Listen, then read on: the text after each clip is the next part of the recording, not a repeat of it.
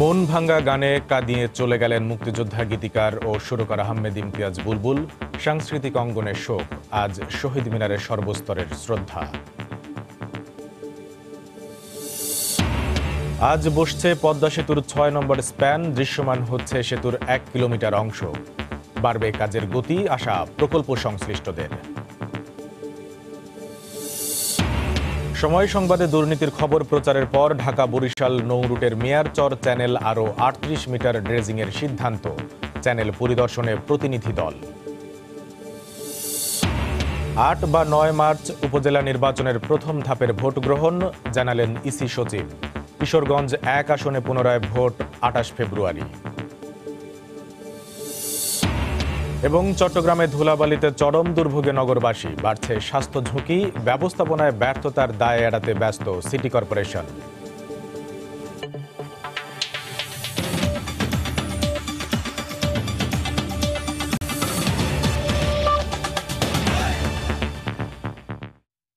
দেখছিলেন শিরোনাম। বাংলার সময়ের সঙ্গে আছি আমি কামরুল হাসান সবুজ।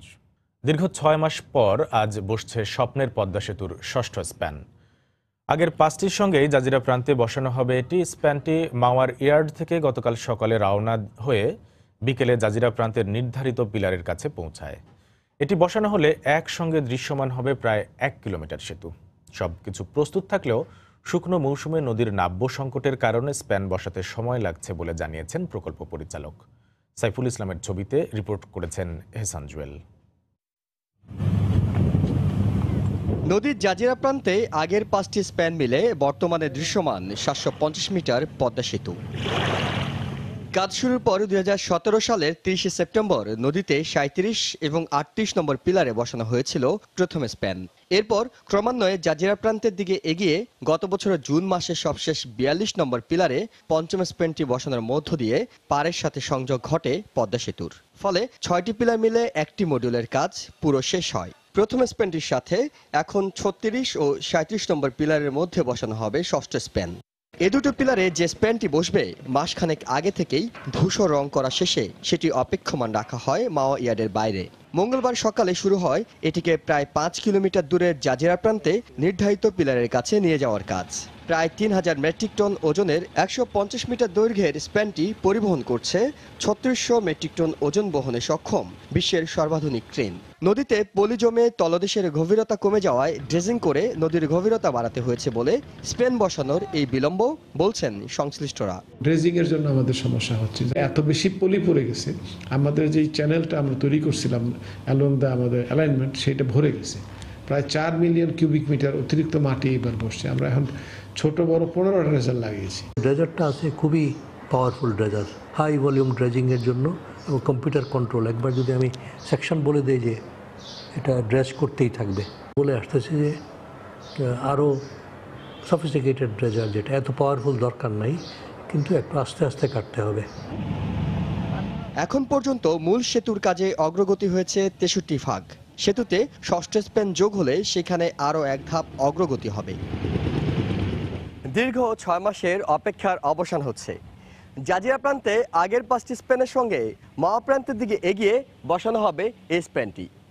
প্রস্তুত করা হয়েছে ৩৬ নম্বর পিলারটিও। ফলে একসঙ্গে দৃশ্যমান হবে ৯০০ মিটারের পদ্মা সেতু। এহসান জুয়েল, সময় সংবাদ, মাওয়া, মুন্সিগঞ্জ। ঢাকা বরিশাল নৌরুটের মেয়ারচর চ্যানেলের পুরো ৪.৫ কিলোমিটার পথ অতিরিক্ত ৩৮ মিটার চওড়া করার সিদ্ধান্ত নিয়েছে বিআইডব্লিউটিএ।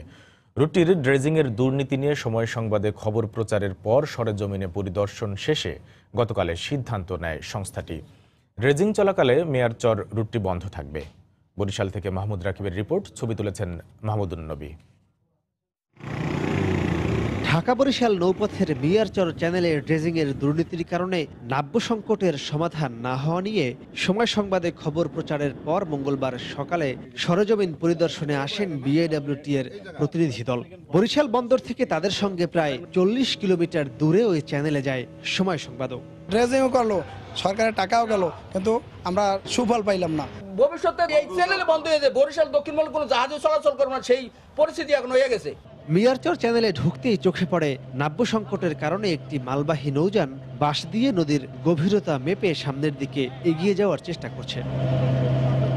লঞ্চ মালিক ও মাস্টারদের দাবি, ঢাকা থেকে বরিশালগামী যাত্রীবাহী ও মালবাহী নৌযানগুলো মূলত মেঘনা নদী থেকে মিয়ারচর নৌচ্যানেলের প্রবেশ মুখের দুপাশে দুটি চর ও নাব্য সংকটের কারণে প্রায় হাজার হাজার যাত্রী নিয়ে তাদের এখানে আটকে যেতে হয়। এই যে ডান পাশে জামে মার্কা দেখছেন না, এই ডানের আপনার 2-5 হাত যদি ডান পাশে চলে যান তাহলে জাহাজ থেকে যাইবে। এই ছোটটা কাটিং করে দেয়, সোজা করে দেয় চ্যানেলটা, তাইলে আর কোনো সমস্যা নেই।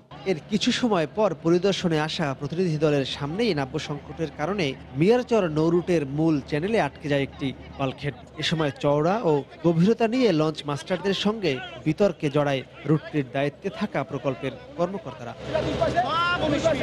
তারা যে ড্রেজিং করছে আর যে মার্কাবাতি দিছে সেটা জাহাজ চলাচল উপযোগী না। এই জায়গাতে কোনোভাবেই 300 ফুট জাহাজ চলাচল করা সম্ভব না, ক্রসিং করাও সম্ভব না। ড্রেজিংয়ে দুর্নীতির বিষয়ে কিছু না বললেও প্রকল্প পরিচালক জানান, নৌ চ্যানেলটি আরও চওড়া করা প্রয়োজন। পুরো রুটটি আরও 38 মিটার বাড়ানো হবে বলেও জানান তিনি। কয়েকটা মুড়ে জাহাজ চলাচল করতে একটু সমস্যা হচ্ছে এবং মুখেও সমস্যা হচ্ছে। এটা আসলে 76 মিটারের অতিরিক্ত লাগবে বলে আমার কাছে প্রতীয়মান হয়েছে। আমরা যারা কমিটিতে আসছি তাদের কাছেও প্রতীয়মান হয়েছে। এই 76 মিটারের স্থলে আরও 38 মিটার যোগ করব। ড্রেজিং এর সময় মিয়ারচর রুটটি বন্ধ থাকায় প্রায় 15 থেকে 25 দিন বিকল্প হিসেবে কালীগঞ্জ রুটটি ব্যবহার করতে হবে নৌযান চালকদের। মাহমুদ রাকিব, সময় সংবাদ, বরিশাল। উন্নয়ন প্রকল্প বাস্তবায়নের স্বচ্ছতা ও জবাবদিহি নিশ্চিতে মন্ত্রীদের ঐক্যবদ্ধভাবে কাজ করার নির্দেশ দিয়েছেন প্রধানমন্ত্রী শেখ হাসিনা। গতকাল সকালে নতুন সরকারের অর্থনৈতিক পরিষদের নির্বাহী কমিটি একনেকের প্রথম সভায় একথা বলেন তিনি। রাজধানীর শেরে বাংলা নগরের এনইসি সম্মেলন কক্ষে অনুষ্ঠিত সভায় যে কোনো মূল্যে অর্থনৈতিক প্রবৃদ্ধির গতি ধরে রাখতেও মন্ত্রিপরিষদ সদস্যদের প্রতি আহ্বান জানান প্রধানমন্ত্রী। নতুন সরকারের প্রথম এবং চলতি অর্থ বছরের 15তম একনেক সভা। সরকার গঠনের পর মন্ত্রিপরিষদে এসেছে রদবদল, তাই অর্থনৈতিক পরিষদের নির্বাহী কমিটিতেও নতুন মুখ। মঙ্গলবার সকালে শুভেচ্ছা বিনিময়ের পর একনেক সভাপতি প্রধানমন্ত্রী শেখ হাসিনার সভাপতিত্বে শুরু হয় বৈঠক। উন্নয়নের ধারাবাহিকতা রক্ষা এবং প্রকল্প বাস্তবায়নে স্বচ্ছতা ও জবাবদিহিতা নিশ্চিতের নির্দেশ দেন প্রধানমন্ত্রী।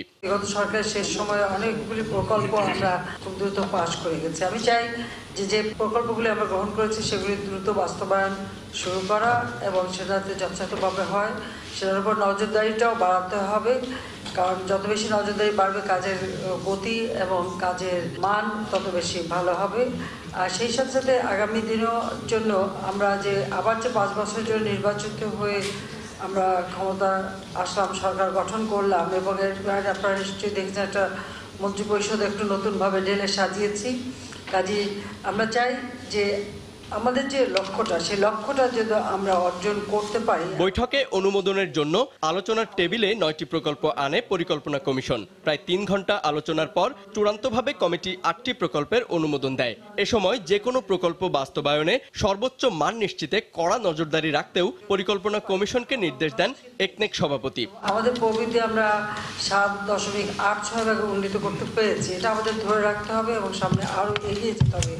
সে কথা মাথায় রেখেই আমাদের প্রকল্প বাছাই করা এবং প্রকল্প প্রণয়ন ও বাস্তবায়ন এই দিকে আমাদের বিশেষভাবে দৃষ্টি দিতে হবে, যেন আমরা আমাদের দেশকে যে লক্ষ্য নিয়ে আমরা কাজ করে যাচ্ছি। কারণ আমরা প্রেক্ষিত পরিকল্পনা করেছি, আমরা 2021 সালে স্বাধীনতার যে সুবর্ণ জয়ন্তী পালন করবো, তার মধ্যে আমরা ইতিমধ্যেই মধ্যম আয়ের দেশ বা আমরা উন্নয়নশীল দেশ এখন, কিন্তু এই উন্নয়নশীল দেশ হিসেবে আমাদেরকে এটা ধরে রেখে বাস্তবায়ন করে আমাদের উন্নত দেশ হিসেবে বাংলাদেশকে গড়ে তুলতে হবে। এছাড়া বিদ্যমান শিল্প কারখানার পাশাপাশি নতুন করে তৈরি হতে যাওয়া সব ধরনের শিল্প কারখানায় বর্জ্য ব্যবস্থাপনা কেন্দ্র স্থাপন বাধ্যতামূলক করতেও একনেক সভায় নির্দেশ দেন প্রধানমন্ত্রী।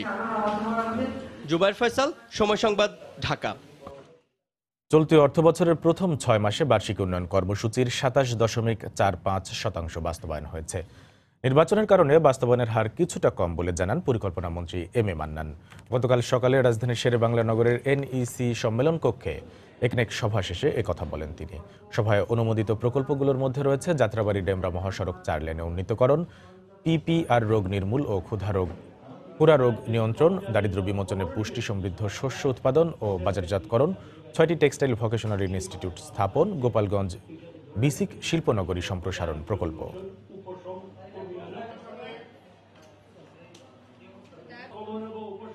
যে বছরটা আমরা শেষ করলাম 18 ডিসেম্বর 31 পর্যন্ত আমাদের এডিপি বাস্তবায়নের হার 27.45%। টাকার মানে 49,645 কোটি টাকা। মাননীয় প্রধানমন্ত্রী আরেকটি অনুশাসন আছে, জলাভূমি, নদী, নালা, পুকুর, পুষ্করিণী যদি বলতে চান, এইগুলা কোথাও ভরাট করা যাবে না।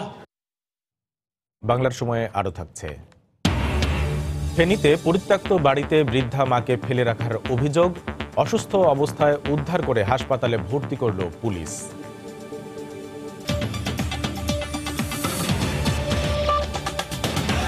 আগামী 8 বা 9 মার্চ শুরু হবে উপজেলা নির্বাচনে প্রথম ধাপের ভোট গ্রহণ।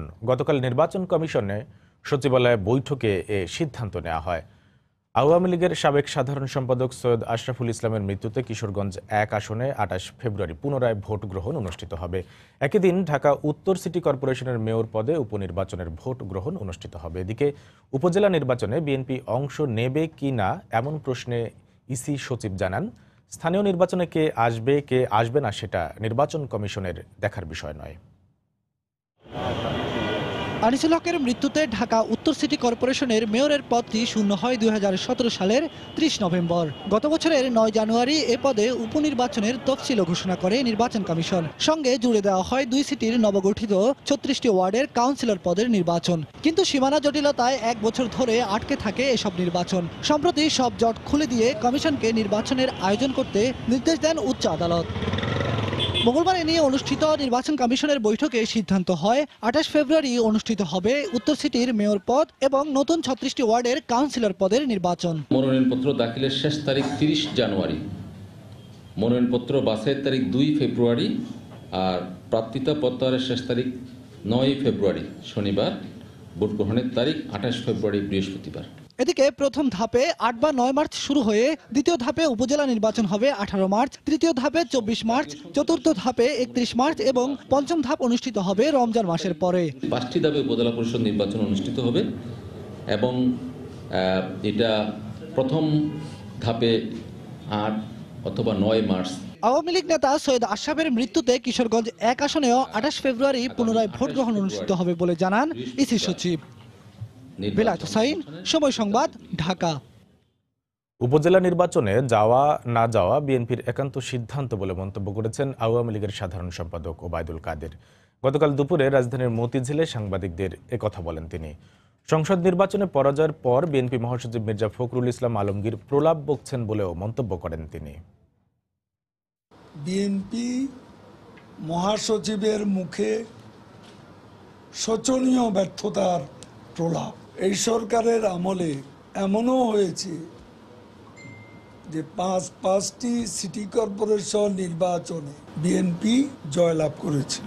ইভেন সর্বশেষ যে সিটি কর্পোরেশন নির্বাচন, সেখানেও সিলেটে তারা জয়লাভ করেছে। এখন কি কারণে তারা সামনে উপজেলা নির্বাচনে অংশ নেবে না, এটা তাদের নিজেদের সিদ্ধান্তের ব্যাপার। এদিকে বিএনপি মহাসচিব মির্জা ফখরুল ইসলাম আলমগীর বলেছেন, 30 ডিসেম্বরের নির্বাচনের জন্য আওয়ামী লীগকে জনগণের কাছে জবাবদিহি করতে হবে। গতকাল দুপুরে ঠাকুরগাঁওয়ে দলীয় নেতাকর্মীদের সঙ্গে মত বিনিময় সভায় তিনি একথা বলেন। এই সরকারের অধীনে কোন সুষ্ঠু নির্বাচন হবে না, কারণ এরা ইতিমধ্যে গণশত্রুতে পরিণত হয়েছে এবং জনগণের বিরুদ্ধে অবস্থান নিয়েছে।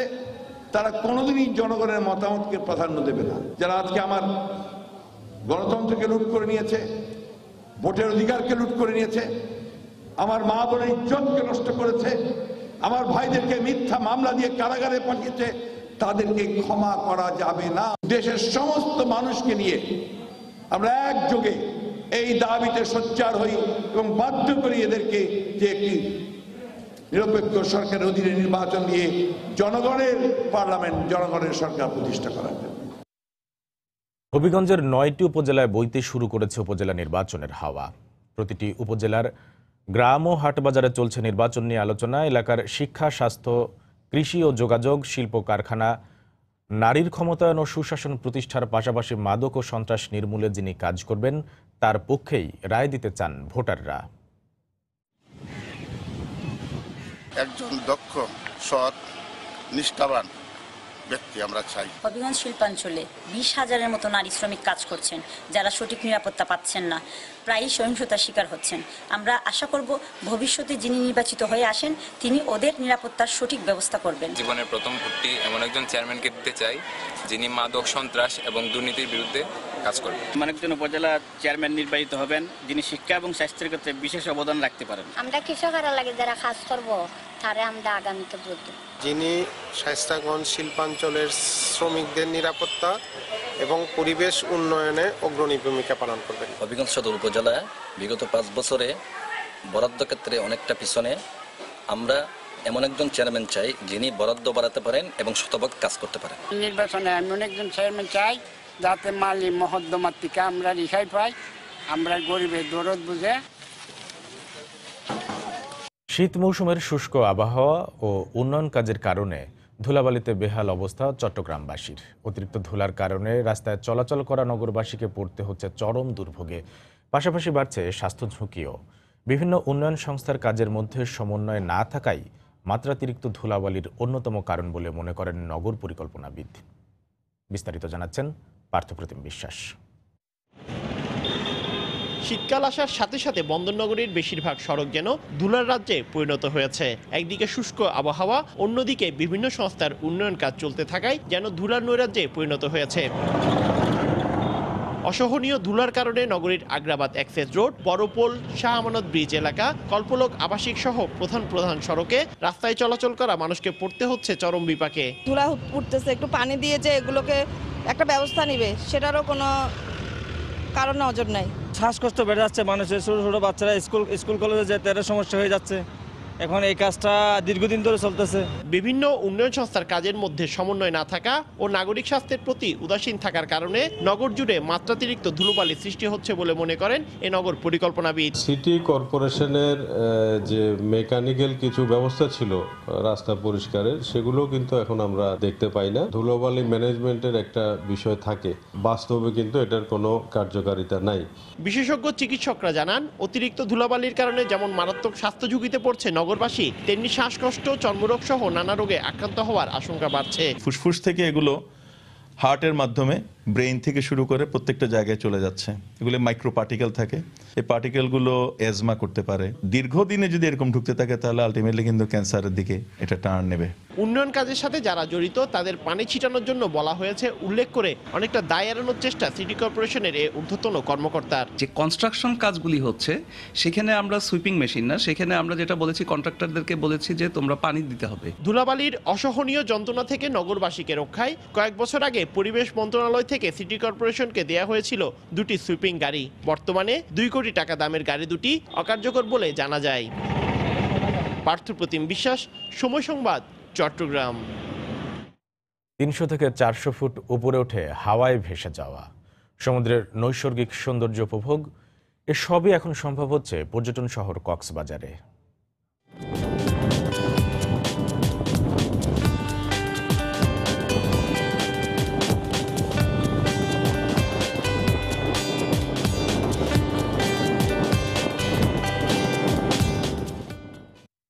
কক্সবাজারে প্যারাসেইলিং নিয়ে রিপোর্ট থাকছে সংবাদের শেষ অংশে।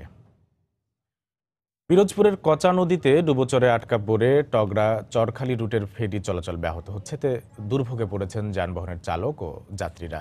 ঘাট কর্তৃপক্ষ জানায়, কচা নদীর নাব্য সংকটে টগরা চরখালি রুটের বিভিন্ন পয়েন্টে ডুবোচর দেখা দিয়েছে, এতে ব্যাহত হচ্ছে ফেরি চলাচল। যানবাহন নিয়ে মাঝ নদীতে ফেরি আটকা পড়া দুর্ভোগে পড়েন চালক ও যাত্রীরা। এই অবস্থায় দ্রুত নদী খননের দাবি জানিয়েছেন তারাও। নদীকে ফেরি চলাচল স্বাভাবিক রাখতে শিগগিরই ড্রেজিং কাজ শুরু হবে বলে জানিয়েছেন সংশ্লিষ্ট কর্মকর্তারা। টগরা চরখালি ফেরিঘাট দিয়ে প্রতিদিন প্রায় 200 যানবাহন চলাচল করে।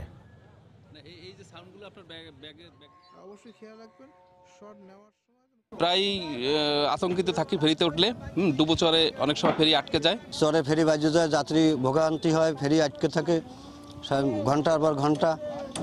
ভাটা আসলে আর চলার মতন কোনো উপযোগী থাকে না। গাড়ির ভিতরে দেখা যায় অনেক ছেলে মেয়ে অসুস্থ, বৃদ্ধ থাকে, এর জন্য অনেক কষ্ট ভোগান্তি করতে হয়। নদীর মাঝখানে ফেরি গেল, হঠাৎ করে দেখা যায় চরে ফেরি বাজে পড়ছে। ফেরি চলাচল বন্ধ থাকলে আমাদের ইনকাম আদি খুবই বন্ধ হয়ে যায়।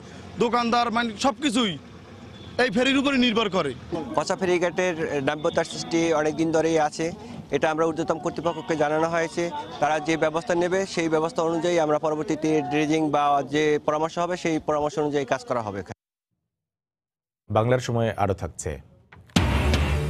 মহাকবি মাইকেল মধুসূদনের স্মরণে যশোরের সাগরদাড়িতে শুরু হয়েছে মাসব্যাপী মধুমেলা। দর্শনার্থীদের পদচারণায় মুখর মেলা প্রাঙ্গণ।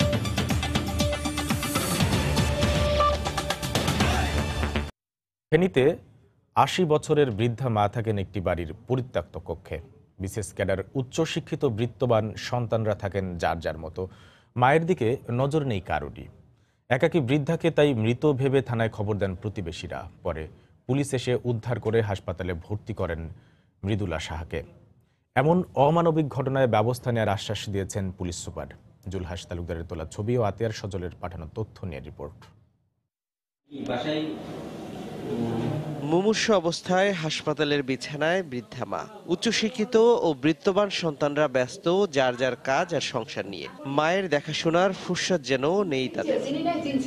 পুলিশ জানায়, ফেনী পৌরসভার মধুপুর এলাকায় বাড়ির পরিত্যক্ত কক্ষে থাকতেন অসুস্থ বৃদ্ধা মৃদুল সাহা। মারা গেছেন ভেবে মঙ্গলবার বিকেলে প্রতিবেশীরা থানায় খবর দেয়। পরে পুলিশ এসে ঘরের দরজা ভেঙে তাকে জীবিত অবস্থায় দেখতে পায়। উদ্ধার করে ভর্তি করা হয় জেলা সদর হাসপাতালে। চিকিৎসক জানান, বার্ধক্যজনিত নানা রোগে আক্রান্ত তিনি। উনি বেশ অসুস্থ, মানসিকভাবেও বিপর্যস্ত এবং বেশ দুঃখবোধ তার মধ্যে কাজ করছে। আমরা আমাদের সম্ভাব্য সকল পরীক্ষা নিরীক্ষার ব্যবস্থা করেছি। চিকিৎসার পাশাপাশি তার প্রয়োজন আপনজনের ভালোবাসা, কিন্তু এই বয়সেও পাশে নেই ভালোবাসার মানুষগুলো। স্থানীয়রা জানান, দীর্ঘ 4 বছর ধরে মধুপুরের ওই বাড়িতে একা থাকেন বৃদ্ধা মা। তার ছেলে বাপ্পি সাহা ও বিপুল সাহা ফেনী শহরে বাবার রেখে যাওয়া চালের আড়তের মালিক। স্ত্রী সন্তান নিয়ে অন্য বাসায় থাকেন তারা। সুশান্ত সাহা নামে অপর ছেলে কক্সবাজার কৃষি সম্প্রসারণ অধিদপ্তরের অতিরিক্ত উপপরিচালক। চট্টগ্রাম বিশ্ববিদ্যালয় থেকে পাশ করা মেয়ে সর্বরী সাহা ও সুমি সাহা ঢাকায় শ্বশুর বাড়িতে থাকেন। অসুস্থ এই বৃদ্ধার চিকিৎসা ও দেখাশোনার দায়িত্ব নিয়েছে একটি সামাজিক সংগঠন, সিভিল সার্জন ও জেলা পুলিশ। তার স্বজনরা কেউ আসেনি দায়িত্ব নেওয়ার জন্য। তার এক মেয়ে এসেছে, কিন্তু যখনই পুলিশ দেখে সে পালিয়ে গেছে। আশা করতেছি যে ওর সন্তানকে বিচারের আওতায় আনি, তাদেরকে একটু শাসন করার জন্য। বৃদ্ধা মায়ের প্রতি সন্তানদের অবহেলার বিষয়টি তদন্ত করে প্রয়োজনীয় ব্যবস্থা গ্রহণের কথা জানিয়েছেন পুলিশ সুপার। ঘটনার আদ্যপান্ত আসলে ইনভেস্টিগেশন শেষে বলা যাবে, তবে মনে হচ্ছে প্রাথমিকভাবে যে এই পরিবারের সদস্যরা তার মাকে স্বাভাবিকভাবে যেটুকু সহযোগিতা করবার প্রয়োজন সেটুকু করছে না। 5 সন্তানের জননী মৃদুল সাহার স্বামী হরিপদ সাহা 1983 সালে মারা যান। সময় সংবাদ, ফেনী। শত চেষ্টা করেও শৃঙ্খলা ফেরানো যাচ্ছে না চট্টগ্রামের যানবাহন চলাচলে। 7 দিনের ব্যবধানে সড়ক দুর্ঘটনায় প্রাণ হারালো আরও এক শিক্ষার্থী। গতকাল সকালে টেম্পো উল্টে মারা যায় কলেজিয়েট স্কুলের 8ম শ্রেণীর এক ছাত্র। এদিকে বাগেরহাট, গাইবান্ধা, জয়পুরহাট ও খাগড়াছড়িতে আলাদা সড়ক দুর্ঘটনায় আরও 7 জনের মৃত্যু হয়েছে। আহত হয়েছেন আরও 27 জন। ব্যুরো প্রতিবেদক ও জেলা প্রতিনিধিদের পাঠানো তথ্য ও ছবি নিয়ে রিপোর্ট। স্কুল ছাত্র মাহমুদুর রহমানকে হারিয়ে কান্নায় ভেঙে পড়েন স্বজনরা। সিটি কলেজের ছাত্রী সোমার মৃত্যুর শোক কাটতে না কাটতে 7 দিনের মাথায় আরেক ছাত্রের এমন মর্মান্তিক মৃত্যু মেনে নিতে পারছেন না কেউ। পোস্টাপারে যে স্লোপটা আছে ওই স্লোপে নামার সময় সামনে একটা সিএনসি ধাক্কা খেয়ে ওর টেম্পোটা উল্টে যায়। ওরা যেভাবে ওভারটেকিং করছে, যেভাবে আপনার সাইড দিচ্ছে না, রং সাইডে প্যাসেঞ্জার নামাচ্ছে, আমার মনে হয় আরও সচেতন হওয়া প্রয়োজন। মঙ্গলবার সকালে চট্টগ্রাম নগরীর কলেজিয়েট স্কুলের 8ম শ্রেণীর শিক্ষার্থী মাহমুদুর রহমান টেম্পুতে করে স্কুলে যাচ্ছিল। নগরীর দেওয়ানহাট ফ্লাইওভার থেকে নামার সময় সিএনজি অটোরিকশার ধাক্কায় উল্টে যায় টেম্পুটি। এতে চাপা পড়ে গুরুতর আহত হয় মাহমুদুর রহমান। পরে তাকে উদ্ধার করে চট্টগ্রাম মেডিকেল কলেজ হাসপাতালে নেওয়া হলে মৃত ঘোষণা করেন চিকিৎসক। গাড়ি পার্ক করতেছে, ওই টাইমে হঠাৎ করে পিছন থেকে একটা গাড়ি এসে মেরে দিছে। 2টা গাড়ি আমাদের কাছে আটক আছে, কিন্তু ড্রাইভার পলাতক রয়েছে। ঢাকা খুলনা মহাসড়কের বাগেরহাটের ফকিরহাটের কলমের দোকান এলাকায় ঢাকাগামী একটি যাত্রীবাহী বাসের সঙ্গে বিপরীত দিক থেকে আসা একটি ট্রাকের মুখোমুখি সংঘর্ষ হয়। এতে ঘটনাস্থলে 3 জন নিহত ও অন্তত 25 জন আহত হন। আহতদের উদ্ধার করে স্থানীয় হাসপাতাল ও খুলনা মেডিকেলে পাঠানো হয়। মোটামুটি ফুল স্পিডে ছিল, ওই পাশে লরি আসতেছিল, তো দুইটাই রাস্তার উপরেই ছিল। রোডের কাজের জন্য যারা সিমেন্ট তারপরে ক্লিংকার এগুলো বহন করতেছে, এই গাড়িটা আসছিল এদিক থেকে, এখানে এসে দুজনেই বোধহয় একটু বেপরোয়াই চালাচ্ছিল, মুখোমুখি সংঘর্ষ হয়েছে। এদিকে রাতে দিনাজপুর থেকে ঢাকা যাচ্ছিল শ্যামলী পরিবহনের একটি বাস। গাইবান্ধার গোবিন্দগঞ্জের বাগদা বাজারে পৌঁছালে বাসটি একটি ভ্যানকে চাপা দেয়। এতে ঘটনাস্থলে আজহার ও ইমরান আলী নামে দুজন নিহত হন। আহত হন আরও দুজন।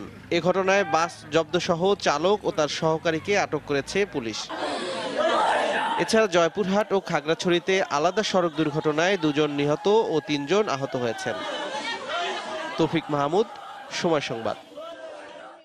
পাবনায় আধিপত্য বিস্তার নিয়ে দুপক্ষের সংঘর্ষে এক যুবলীগ কর্মী নিহত হয়েছেন। এ ঘটনায় আহত হয়েছেন অন্তত 5 জন।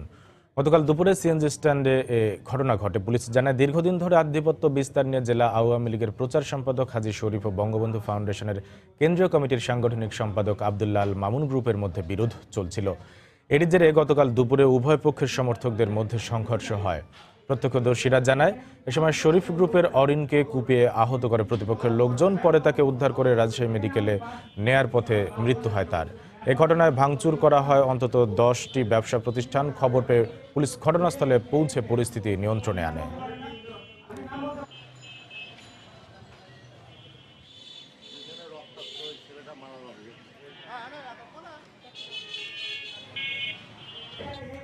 ঝালকাঠিতে নবনির্বাচিত সংসদ সদস্য বজলুল হক হারুনের সংবর্ধনা অনুষ্ঠানে আওয়ামী লীগের 2 গ্রুপের সংঘর্ষে নারীসহ অন্তত 5 জন আহত হয়েছেন। গতকাল বিকেলে রাজাপুর উপজেলা পরিষদ চত্বরে ঘটনা ঘটে। প্রত্যক্ষদর্শীরা জানান, নবনির্বাচিত সংসদ সদস্য হারুনের সংবর্ধনা অনুষ্ঠানে স্লোগান দেয়াকে কেন্দ্র করে উপজেলা আওয়ামী লীগের সহ সভাপতি উপজেলা মহিলা লীগের গ্রুপের মধ্যে সংঘর্ষ বাধে। উভয় পক্ষের মধ্যে চেয়ার ছোঁড়াছুড়ি এবং হাতাহাতির ঘটনা ঘটে। পরে পুলিশ পরিস্থিতি নিয়ন্ত্রণে আনে।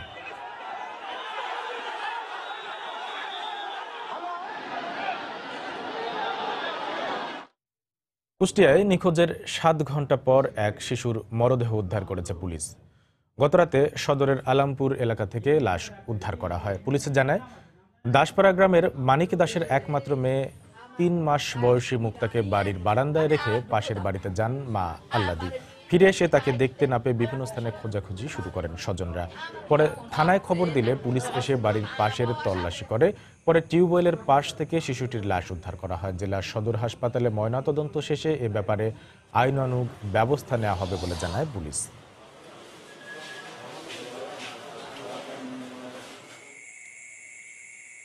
গাইবান্ধা ও খাগড়াছড়িতে বাস চাপায় 3 জন নিহত হয়েছেন, আহত হয়েছেন আরও 3 জন।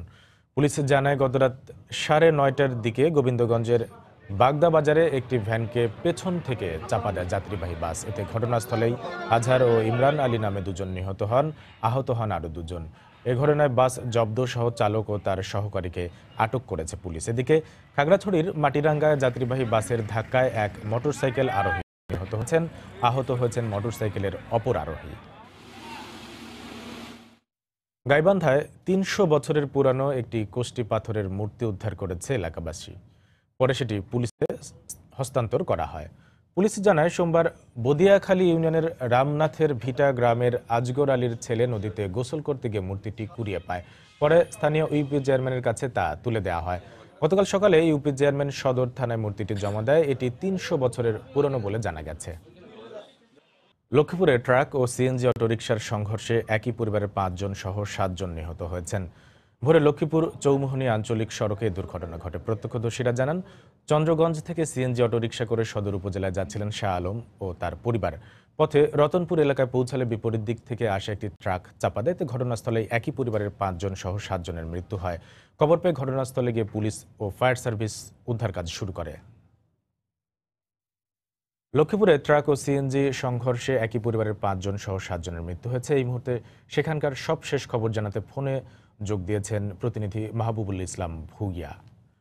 মাহবুবুল, সেখানে সর্বশেষ জি জানান, সেখানে সর্বশেষ খবর কি?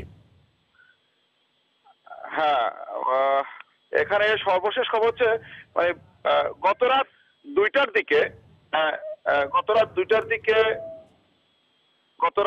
দিকে চন্দ্রগঞ্জের রামকৃষ্ণপুর গ্রামের শাহ আলমের ছেলে অন্তরকে দুর্বৃত্তরা কুপিয়েছে। কুপানোর পরে অন্তরকে লক্ষ্মীপুর সদর হাসপাতালে ভর্তির পরে অন্তরের বাবা শাহ আলম, তার মা নাসিমা বেগম সহ একই পরিবারের 5 জন একটি সিএনজি যোগে লক্ষ্মীপুর সদর হাসপাতালে যাওয়ার পথে জাদুইয়া রতনপুর এলাকায় পৌঁছলে বিপরীত দিক থেকে আসা শুটকি বোঝায় একটি ট্রাক তাদেরকে চাপা দেয়। চাপা দিলে ঘটনাস্থলে তারা ট্রাকের নিচে চাপা পড়ে এবং ট্রাকটি উল্টিয়ে রাস্তার পাশে পড়ে যায়। এতে ঘটনাস্থলে আমরা প্রাথমিকভাবে যতটুকু জানতে পেরেছি সিএনজি চালক সহ 7 জন, একই পরিবার 5 জন সহ সিএনজি চালক সহ মোট 7 জন নিহত হবে বলে প্রাথমিকভাবে জানা গেছে আর কি। এখনো উদ্ধার কাজ চলতেছে। লক্ষ্মীপুরে ট্রাক সিএনজির সংঘর্ষে একই পরিবারের 5 জন সহ 7 জনের মৃত্যু হয়েছে। এই মুহূর্তে সেখানকার সবশেষ খবর জানাতে ফোনে যোগ দিয়েছিলেন প্রতিনিধি মাহবুবুল ইসলাম ভুইয়া। মহাকবি মাইকেল মধুসূদন দত্তের স্মরণে যশোরের সাগরদাড়িতে শুরু হয়েছে সপ্তাহব্যাপী মধুমেলা। মঙ্গলবার প্রথম দিনেই দর্শনার্থীদের পদচারণায় মুখর মেলা প্রাঙ্গণ। কেবল মেলা নয়, মহাকবির বাস্তবিকটাও দর্শন করছেন দূর দূরান্ত থেকে আসা দর্শনার্থীরা। মেলায় ভালো ব্যবসা হওয়ার বিষয়ে আশাবাদী বিভিন্ন পণ্যের পসরা নিয়ে বসা বিক্রেতারা। যশোর প্রতিনিধি জুহেল মৃধার তথ্য, আবুল কালাম আজাদের ছবি নিয়ে রিপোর্ট। মহাকবি মাইকেল মধুসূদন দত্তের ১৯৫তম জন্মবার্ষিকী উপলক্ষে মঙ্গলবার সাগরদাড়িতে কপোতাক্ষ নদীর তীরে কবির বাস্তবিটায় শুরু হয় মধুমেলা। জেলা প্রশাসনের উদ্যোগে আয়োজিত এ মেলা চলবে ২৮শে জানুয়ারি পর্যন্ত। প্রথম দিনেই দর্শনার্থীদের পদচারণায় মুখর হয়ে ওঠে মেলা প্রাঙ্গণ। দর্শনার্থীদের বিনোদনের জন্য উন্মুক্ত যাত্রা, নাটক, সার্কাস, জাদু প্রদর্শনী সহ বিভিন্ন অনুষ্ঠানের আয়োজন করা হয়। আমরা অনেক কেনাকাটা করছি, খুবই মজা করছি। মধুমেলা আমাদের এই অঞ্চলের সবচেয়ে বিনোদনের একটি কেন্দ্রবিন্দু। ২২৫টি স্টল ইতিমধ্যে আমরা বরাদ্দ দিয়েছি। এছাড়াও তোহা বাজারে প্রায় ২৫০র মতো ক্ষুদ্র বা মাঝারি ধরনের যে দোকানদার যারা আছে তারা বসেছেন। মেলায় বিভিন্ন পণ্যের পসরা সাজিয়ে বসেছেন বিভিন্ন জেলা থেকে আসা বিক্রেতারা। গত বছর যে কন্টাকে গেছিল, মেলাটা ঢাকায় গেছিল, যদি ডাকে যাতে আমাদের জন্য ভালো হয়। সরাসরি বাংলাদেশ থেকে যারা নাই এবছর আশা করে লাভ হবে। এদিকে জেলা প্রশাসক জানিয়েছেন, মহাকবির জন্মবার্ষিকীর এ মেলাকে সবার কাছে উপভোগ্য করে তুলতে সব ধরনের উদ্যোগ নেওয়া হয়েছে। প্রত্যেকটা প্যান্ডেলের মধ্যে সিসি ক্যামেরা দেওয়া আছে, যাতে কেউ কোনো রকম অশ্লীলতা বা কোনো কাজ অবৈধ কোনো কাজ করতে না পারে। মহাকবির জন্মবার্ষিকী উপলক্ষে ১২৮ বছর ধরে এ মেলা হয়ে আসছে, যাকে ঘিরে গোটা এলাকা হয়ে ওঠে উৎসব মুখর। সময় সংবাদ, যশোর। ৩ থেকে ৪০০ ফুট উপরে উঠে হাওয়ায় ভেসে যদি সমুদ্র পাহাড়ের নৈসর্গিক সৌন্দর্য উপভোগ করা যায় তবে কেমন হতো? কল্পনা নয়, বাস্তবে এখন সম্ভব হচ্ছে পর্যটন শহর কক্সবাজারে, যার নাম প্যারাসেইলিং।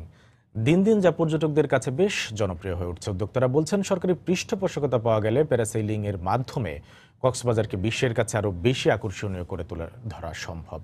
জেলা প্রশাসন বলছে, পর্যটন বান্ধব পরিকল্পনা নিয়ে বেসরকারি উদ্যোক্তারা এগিয়ে আসলে সহযোগিতা করা হবে। সুজাউদ্দিন রুবেলের তথ্য, মোহাম্মদ ফরাজের ছবি নিয়ে ডেস্ক রিপোর্ট।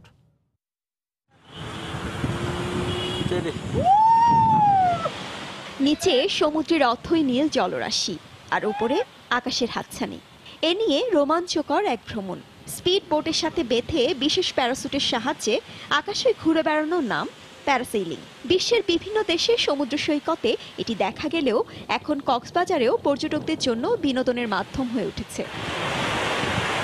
সমুদ্রপৃষ্ঠ থেকে প্রায় ৩ থেকে ৪০০ ফুট উঁচুতে হাওয়ায় ভেসে সমুদ্র ও পাহাড়ের নৈসর্গিক সৌন্দর্য উপভোগ, যা বেশ জনপ্রিয়তা পেয়েছে ইতোমধ্যে। আমার কাছে মনে হয়েছে যে আকাশে যে পাখি ওড়ার যে অনুভূতি, আমার কাছে এই অনুভূতিটা লাগছে। বাংলাদেশের one of the most real adventure এটা, যে আপনি সমুদ্রের মাঝখানে চারদিকে সমুদ্র, বিশাল সমুদ্র, ডানে পাহাড়, বায়ে সমুদ্র, এক অদ্ভুত অনুভূতি। প্যারাসেলিং এর মাধ্যমে কক্সবাজারের পর্যটনকে বিশ্বের কাছে আরো ভালোভাবে তুলে ধরা সম্ভব।